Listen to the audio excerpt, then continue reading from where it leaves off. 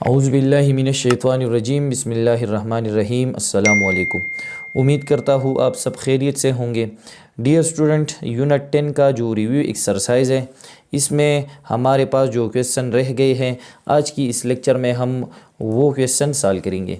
तो हमारे पास यूनिट 10 का ये जो रिव्यू एक्सरसाइज है, ठीक है, इसमें हमने क्वेश्चन नंबर 1 से लेकर यहाँ पर क्वेश्चन नंबर 16 तक ये क्वेश्चन हमने सॉल्व किए थे।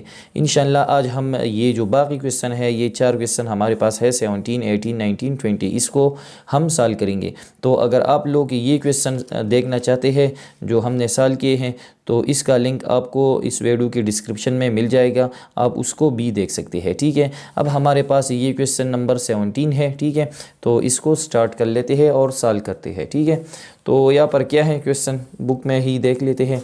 यहाँ पर है find the centre of rotation.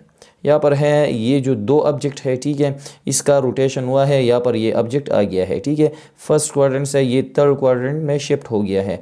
तो इस पर इसमें हम क्या फाइंड आउट करेंगे, इसमें क्या है कि इसका सेंटर ऑफ रोटेशन क्या है, मतलब ये किस सेंटर से रोटेट हुए हैं, ठीक है। तो आप लोगों ने क्या करना है, कापियों में ये जो फिगर है इसको इसी तरह ड्रा कर लेना है, ठीक है, ग्राफ पेपर पर। इस तरह आप लोगों ने एक ग्राफ पेपर ले लेना है और इसके ऊपर इस तरह ये फिगर ड्रा करना है और ये फिगर आप लोगों ने ड्रा करना है। लेकिन मैं इसको इसी बुक में ही सॉल्व करूँगा, ठीक है, और इसका सेंटर ऑफ रोटेशन हम फाइंड आउट करेंगे।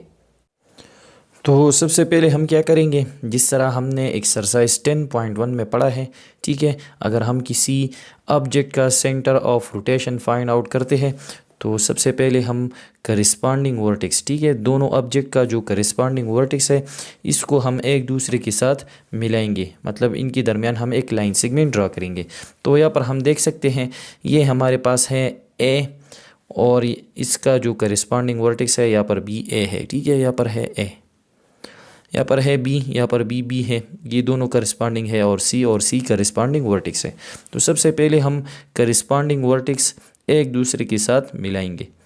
तो यहाँ पर हम इसको मिला रहे हैं, ठीक है, ए हम ए के साथ मिलाएंगे, इसी तरह इन दोनों के दरमियान लाइन सेगमेंट ड्रा करेंगे, फिर बी और बी के दरमियान बी लाइन सेगमेंट ड्रा करेंगे, ठीक है। तो ये हमारे पास बी है और ये भी हमारे पास बी है, ठीक है, ये दोनों लाइन सेगमेंट इस तरह आ गई। और फिर इसके बाद हमारे पास जो सी और सी है इसको भी हम एक दूसरे के साथ मिलाएंगे।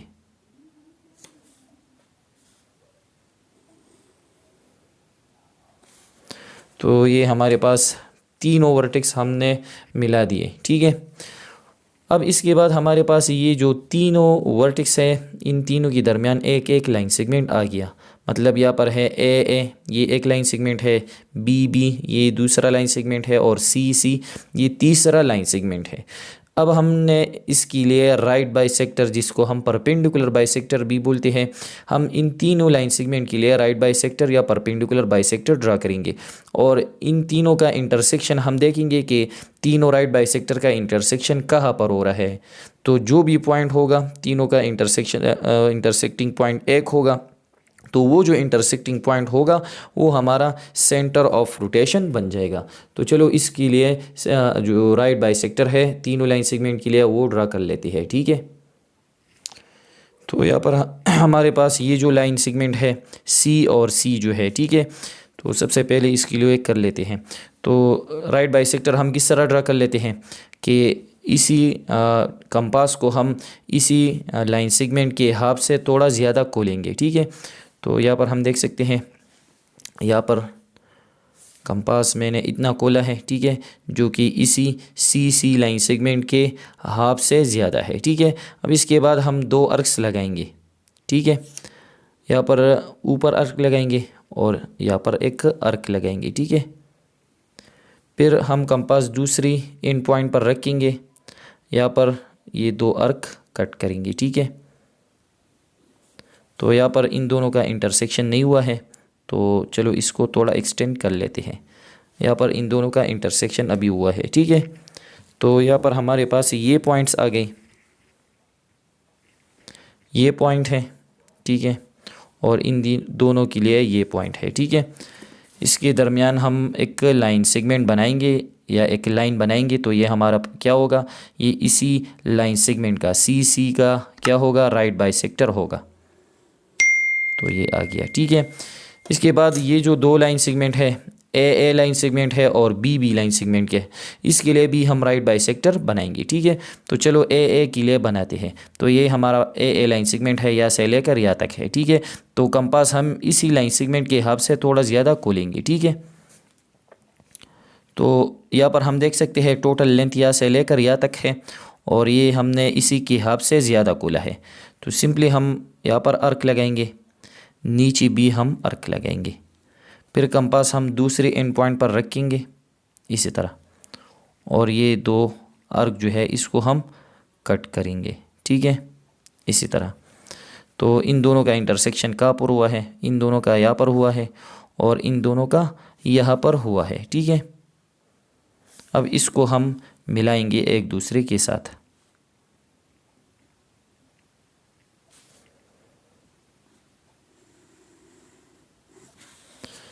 तो यहाँ पर हमारे पास जो राइट बाइसेक्टर है, ठीक है, यहाँ पर हम देख सकते हैं एक राइट बाइसेक्टर ये है और दूसरा हमारे पास राइट बाइसेक्टर वाला लाइन ये है, ठीक है। मैं आप लोगों को मार्क कर रहा हूँ, ये हमारे पास फर्स्ट लाइन है जो कि राइट बाइसेक्टर है, कौन सी लाइन सेगमेंट के लिए, सी के लिए है, ठीक है। और ये हमारे पास दूसरा राइट बाइसेक्टर आ गया जो कि ए के लिए है, ठीक है। इन दोनों का इंटरसेक्शन जो है एग्जैक्टली यहाँ पर हुआ है, ठीक है,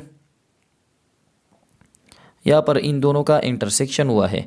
अगर हम ये जो हमारे पास जो बी लाइन सेगमेंट है, अगर हम इसके लिए राइट बाइसेक्टर बनाए तो ये भी इसी पॉइंट से गुजर जाएगा, ठीक है। तो इसको ड्रा करने के लिए ज़रूरत नहीं है, हमें इंटरसेक्टिंग पॉइंट मिल गया है, ठीक है।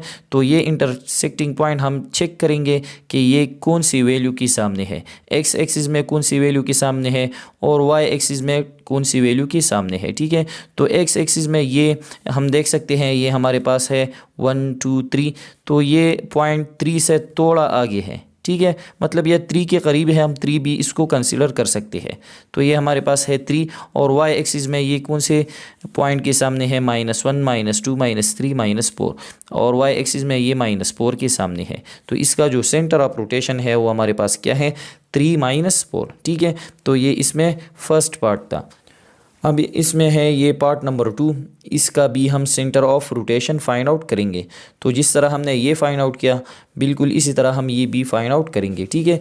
तो ये हमारे पास एक ऑब्जेक्ट है, इसका ये रोटेटेड इमेज है, ठीक है। फॉर एग्जांपल अगर हम इसको इसी वर्टेक्स से इसी तरह पकड़े और यहाँ पर इसको लाए, ठीक है, तो इसी वर्टेक्स का करिस्पॉन्डिंग वर्टेक्स ये बन जाता है, ठीक है।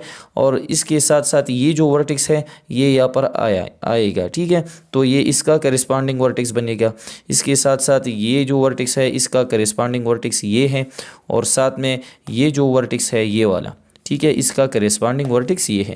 तो सबसे पहले हम इन चारों वर्टेक्स के दरमियान जो करिस्पॉन्डिंग वर्टेक्स है इनके दरमियान हम लाइन सेगमेंट ड्रा करेंगे, ठीक है।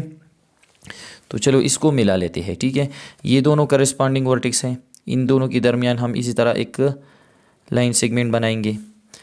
फिर इसका वर्टेक्स, इसका जो करिस्पॉन्डिंग वर्टेक्स है ये है, इन दोनों के दरमियान भी हम लाइन सेगमेंट ड्रा करेंगे।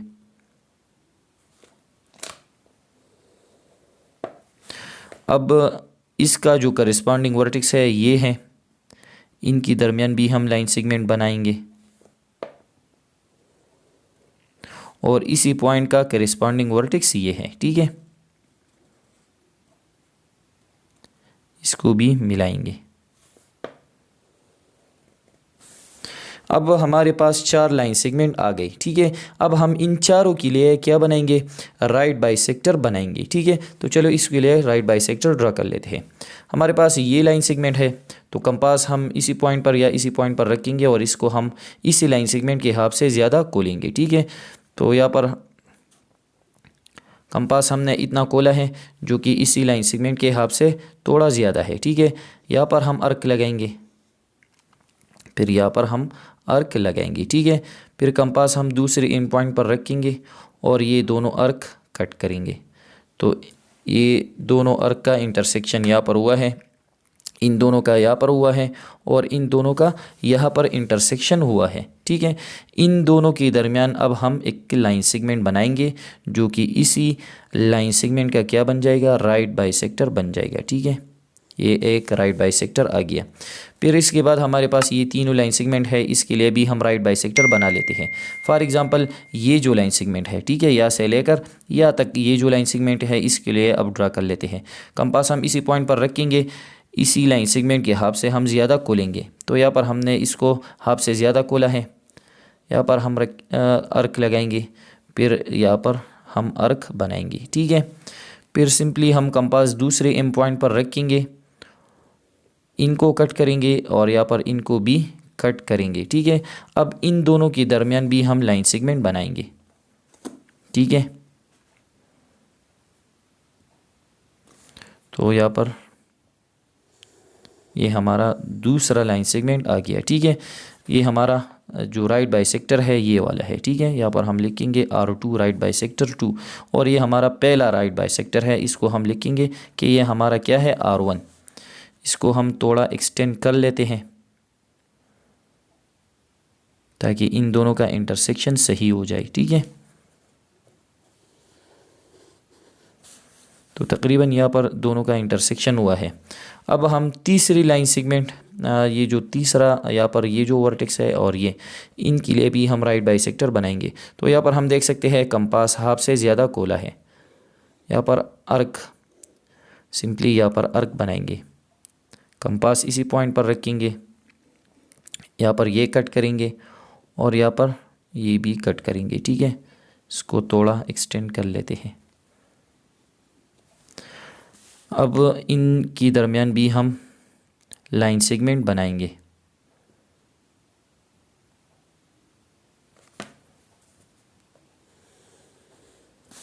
तो ये भी इसी पॉइंट से तीनों हम चेक करेंगे, तो इसी पॉइंट से तकरीबन तीनों गुजर गए हैं। ठीक है, अब अगर हमारे पास ये जो लास्ट लाइन सेगमेंट है इसके लिए हम बनाए तो ये भी इसी पॉइंट से गुजर जाएगा, मतलब तीनों का इंटरसेक्टिंग पॉइंट जो है ये वाला पॉइंट है। ठीक है, तो इसको हम चेक करेंगे कि यहाँ पर x की वैल्यू क्या है और y की वैल्यू क्या है।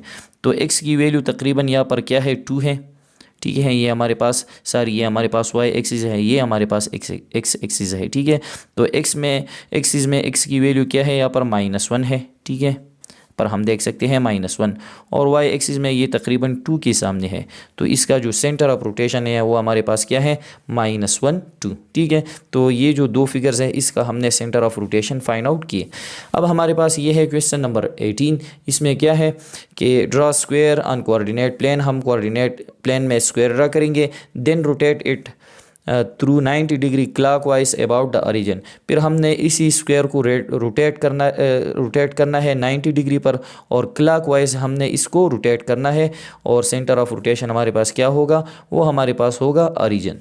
तो हमारे पास जो एक्सरसाइज है, ठीक है, एक्सरसाइज 10.1 यहाँ पर मैं दिखा रहा हूँ, यहाँ पर ये क्वेश्चन देखिए, एक्सरसाइज 10.1 यहाँ पर क्या है, draw square on coordinate plane then rotate it through 90 degree clockwise about origin.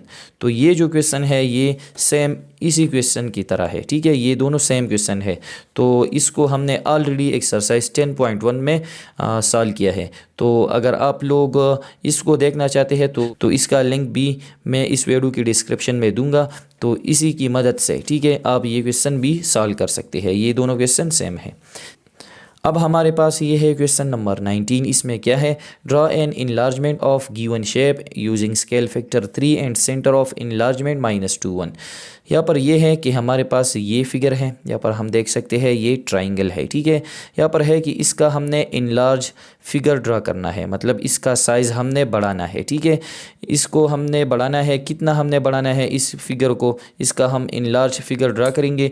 तो यहाँ पर है कि इसका जो स्केल फैक्टर है, मतलब ये कितना बढ़ जाएगा, तो इसका स्केल फैक्टर 3 है, तो इसका मतलब ये है कि इसका जो इनलार्ज फिगर बनेगा ये इसी फिगर का 3 गुना होगा। ठीक है, इनलार्ज फिगर इसका 3 गुना होगा और इसको हमने किस सेंटर से इनलार्ज करना है, इसको हमने सेंटर ऑफ इनलार्जमेंट है वो हमारे पास क्या है, -2 1। तो ये जो क्वेश्चन है, इस तरह की क्वेश्चन हमने एक्सरसाइज 10.2 में सॉल्व किए थे।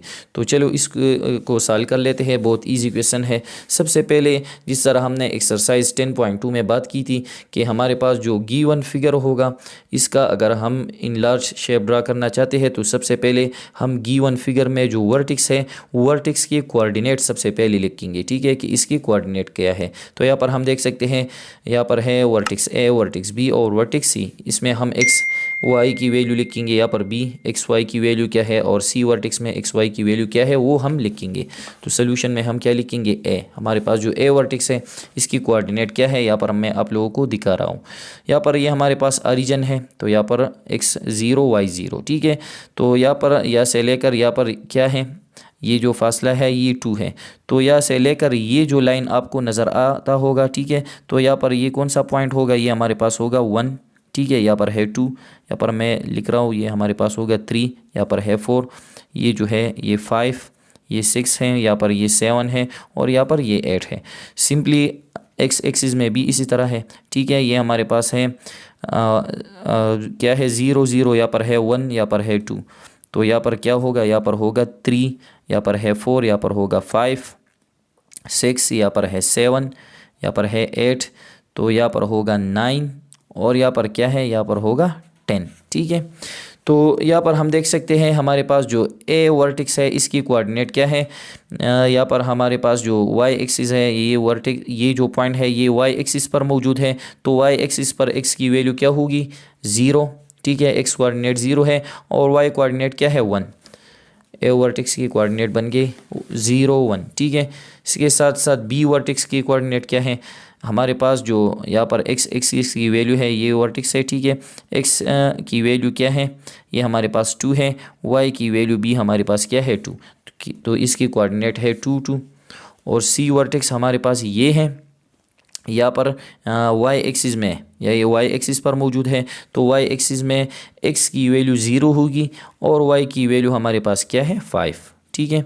तो ये 3 वर्टेक्स हैं हमारे पास।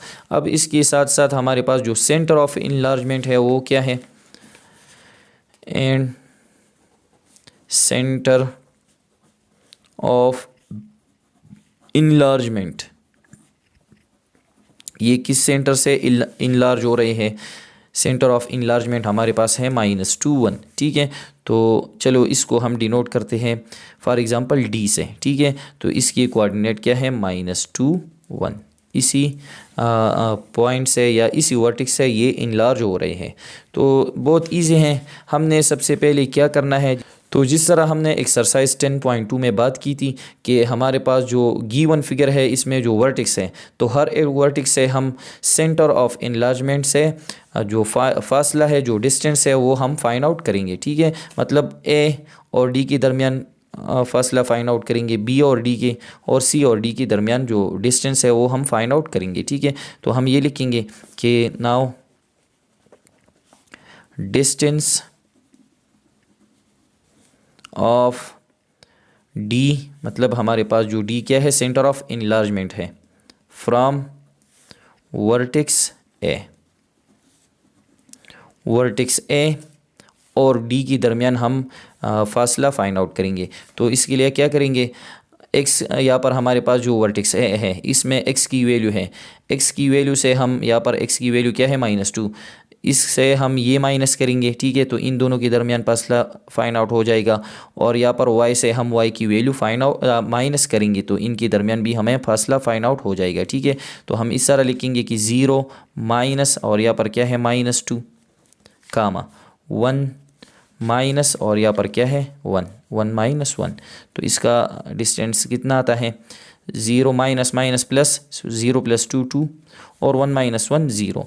तो ये हमारे पास जो है इन दोनों के दरमियान फासला आ जाएगा, ठीक है। ये इन दोनों ए और डी के दरमियान जो फासला है वो क्या है 2 0। अब इसमें हम देख सकते हैं स्केल फैक्टर, यहाँ पर हम ये भी लिखेंगे।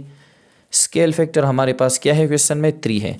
तो हम ये लिखेंगे कि as scale factor is 3, scale factor क्या है 3 है। तो मतलब ये होगा कि ये जो वर्टेक्स हमारे पास ये जो फासला आता है, ठीक है, तो इनके साथ हम 3 मल्टीप्लाई करेंगे।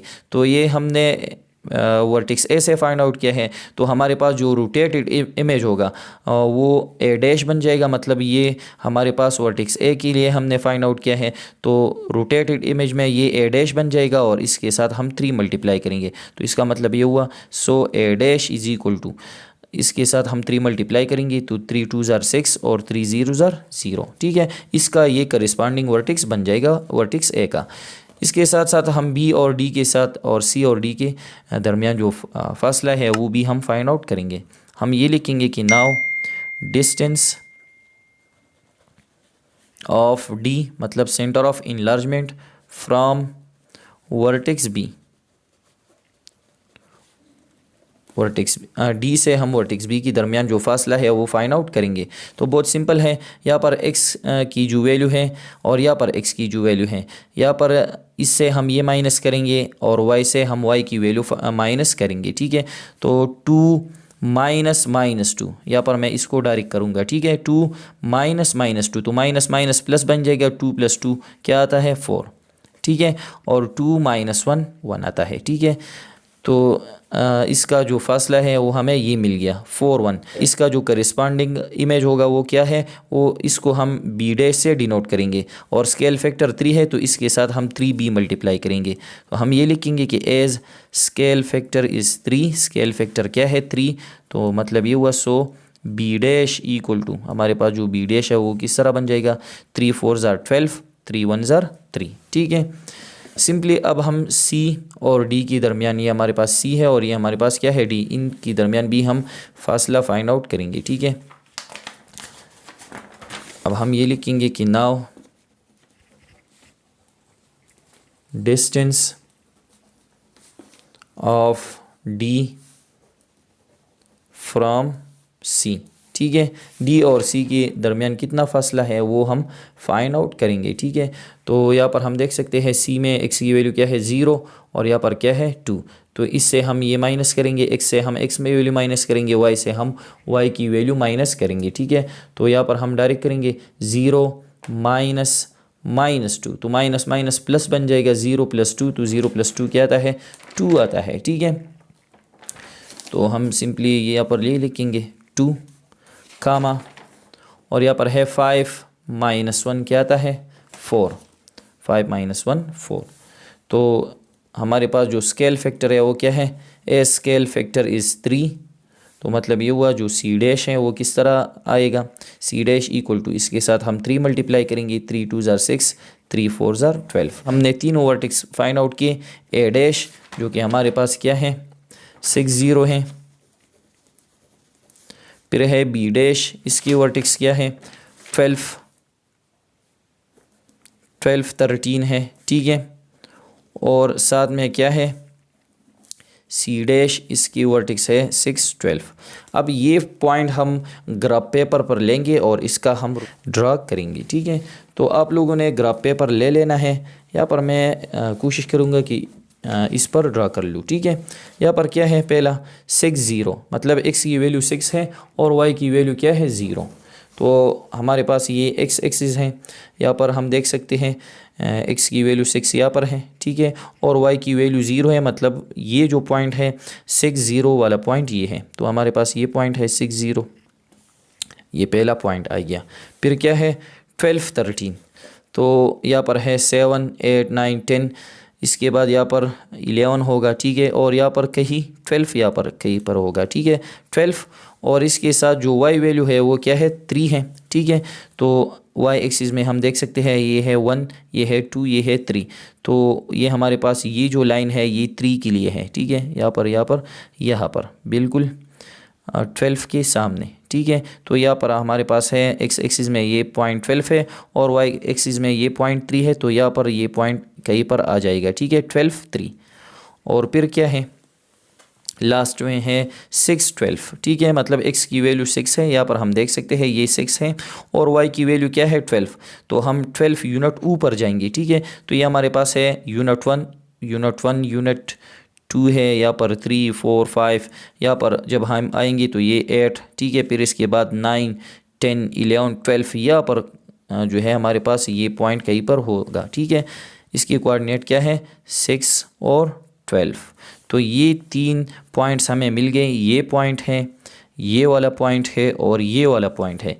इसको हम इसी तरह मिलाएंगे, ठीक है। यहाँ पर मैं इसको थोड़ा ड्रा कर लाऊँ, ठीक है। इसी तरह ये मिलाएंगे और ये भी मिलाएंगे।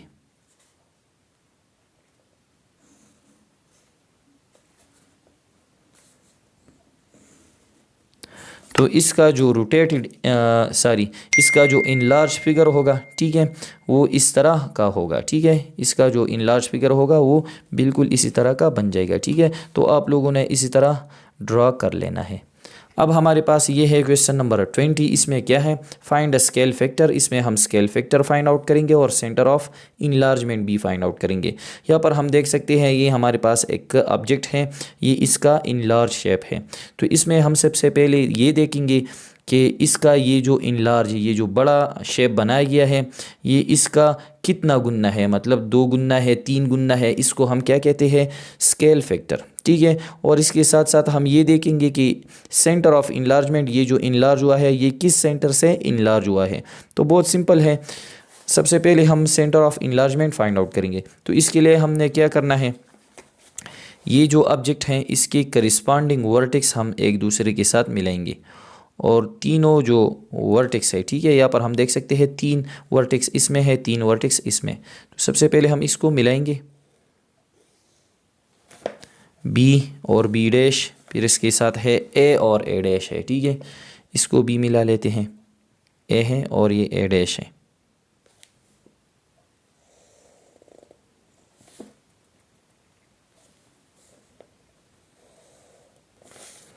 और इसके साथ साथ सी और सी डैश, इसको भी हम मिलाएंगे।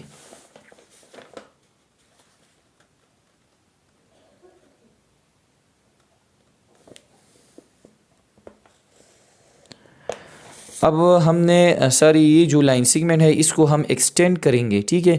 कहाँ तक इसको एक्सटेंड करेंगे, जब इन तीनों का इंटरसेक्शन हो जाए, ठीक है। तो इसको हम इस तरह एक्सटेंड करेंगे, इसको भी हम इसी तरह एक्सटेंड करेंगे, ठीक है।